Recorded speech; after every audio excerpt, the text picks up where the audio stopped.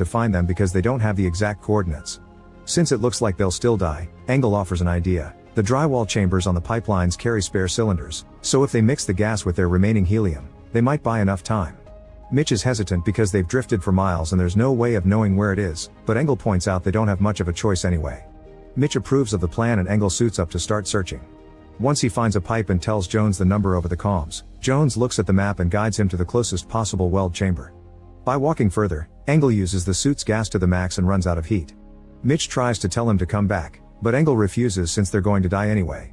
Jones continues to give him directions through the comms and Engel finds a lot of bodies, but he also finds the weld chamber at last. When he's about to reach for it, he discovers he's at the end of the umbilical line and he can't advance anymore. Seeing no other choice, Engel decides to detach to reach the tanks, ignoring Mitch's warnings and losing the comms. There's almost no air left in the bell, so Mitch decides to put on the other suit and go after Engel. He finds the detached umbilical and fears the worst, but after walking a bit more, he finds Engel unconscious on the ground with a tank next to him. Pushing his own umbilical to the extreme, Mitch manages to grab both Engel and the tank and bring them back to the bell.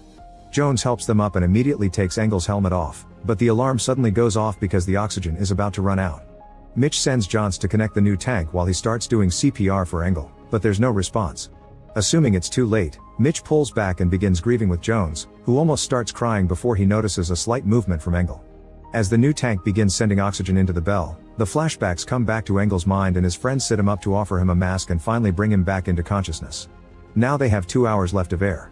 When the Navy frigate contacts them again, they inform them that they'll be in the area of their coordinates in an hour and a half, but they still need to locate the exact position because they don't have maps since the oil company has closed all communications. Mitch points out they should find the signal from the beacon, but the ship explains the sonar isn't picking it up, probably because the ship's wreckage is scattered all over the place.